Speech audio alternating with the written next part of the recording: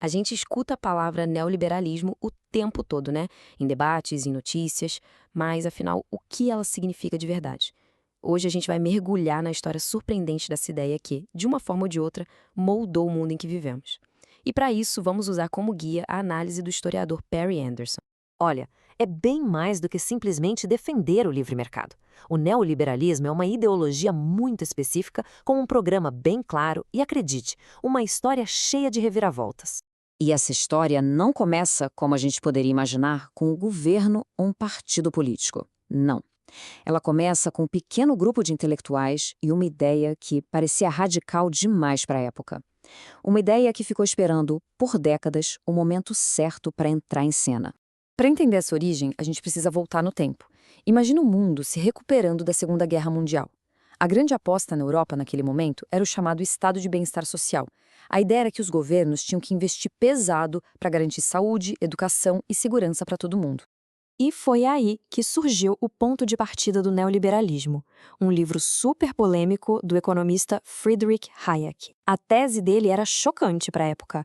Para Hayek, qualquer intervenção do Estado na economia, por menor que fosse, era o começo de um caminho perigoso, um caminho que, no fim, acabaria com a liberdade individual.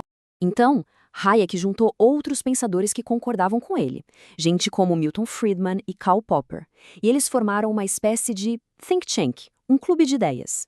O objetivo era bem claro: lutar contra o consenso da época, a ideia de que o governo devia, sim, intervir na economia para garantir o emprego e o crescimento. Eles estavam se preparando para o futuro. E olha só as ideias que eles defendiam: que a desigualdade era boa e necessária, que o poder dos sindicatos precisava acabar, que gastos sociais eram um peso morto. Por 20 anos, essas ideias foram consideradas coisa de gente radical, sabe? Afinal, o capitalismo vivia sua era de ouro, com um crescimento econômico que nunca tinha sido visto. Os alertas do Hayek pareciam um baita exagero. Mas aí, chegaram os anos 70. A festa da Era de Ouro acabou de repente, e o cenário mudou completamente. O mundo enfrentou um problema inédito, a estagflação. Imagina só, a economia não crescia, o desemprego aumentava e, ao mesmo tempo, os preços não paravam de subir. Ninguém entendia direito o que estava acontecendo, e foi aí que aquele grupo de pensadores apareceu com um diagnóstico na ponta da língua. A culpa era dos sindicatos com suas exigências de salários e dos governos gastando demais.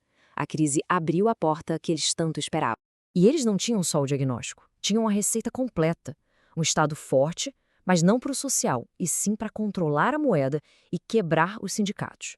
Cortes de gastos, menos impostos para os mais ricos e, pasmem, até restaurar o desemprego ao nível natural para disciplinar a mão de obra. A mensagem era essa: o crescimento só voltaria com ordem monetária e uma dose de desigualdade. Levou o resto dos anos 70 para que essas ideias saíssem do papel e chegassem ao poder. Mas no final da década, a hora deles finalmente chegou. Foi uma verdadeira onda. Primeiro com Margaret Thatcher no Reino Unido em 79, depois Ronald Reagan nos Estados Unidos em 80, e logo em seguida na Alemanha e até na Dinamarca, que era o grande exemplo do estado de bem-estar. A crise econômica, junto com o discurso da Guerra Fria, colocou uma nova direita no poder e, com ela, o programa neoliberal virou a principal política do mundo ocidental. Mas a aplicação não foi exatamente igual em todo lugar. Thatcher, no Reino Unido, foi a mais radical. Aplicou a receita à risca, com juros nas alturas, desemprego em massa para derrotar os sindicatos e privatizações gigantes.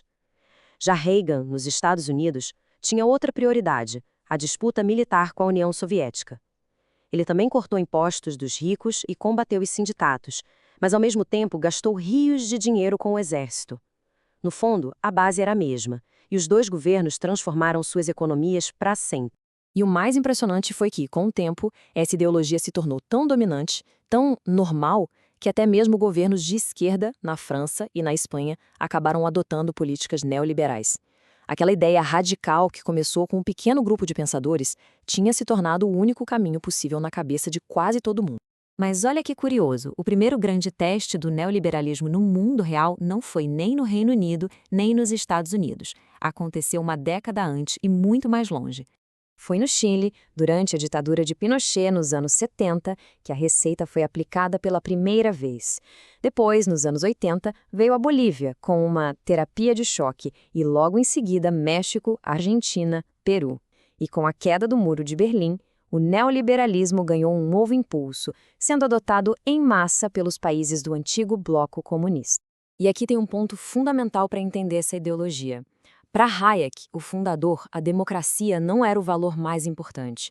Ele chegou a dizer que a liberdade de propriedade era mais essencial e por isso via com bons olhos o que aconteceu no Chile de Pinochet.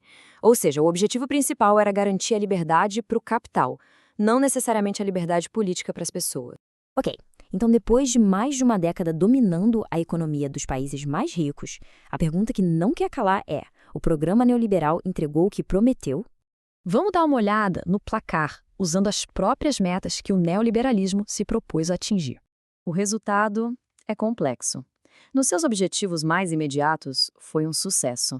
A inflação realmente caiu, os lucros das empresas se recuperaram, o poder dos sindicatos foi quebrado com o dobro do desemprego e a desigualdade, que era um objetivo explícito, aumentou bastante. Mas, e a promessa principal? A de trazer de volta o crescimento econômico forte? Aí, foi um fracasso retumbante. As taxas de crescimento não saíram no mesmo patamar baixo dos anos 70. E a razão para esse fracasso parece clara. Todo o dinheiro que foi liberado com os cortes de impostos e a desregulamentação não foi para o investimento em novas fábricas, em produção. Ele foi para a especulação financeira, que explodiu e se tornou muito maior que a economia real. E o mais irônico de tudo, apesar de todo o discurso de cortar o Estado, no final das contas, o tamanho do governo até cresceu um pouquinho como porcentagem da economia, principalmente por causa dos gastos que aumentaram com o seguro-desemprego e pensões. E tudo isso nos leva ao grande paradoxo do neoliberalismo. Do ponto de vista econômico, a gente viu que ele não conseguiu entregar a sua principal promessa de crescimento.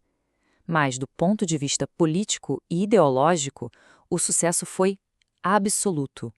Um sucesso que nem seus criadores poderiam imaginar. A queda do comunismo foi o golpe final, que consolidou como o único sistema que parecia funcionar. O neoliberalismo virou hegemônico. No fim das contas, a maior vitória do neoliberalismo talvez tenha sido convencer o mundo de uma ideia muito simples, a de que não há alternativa. E isso nos deixa com uma pergunta no ar. Depois dessa longa onda, o que vem a seguir? Se é que algo virá.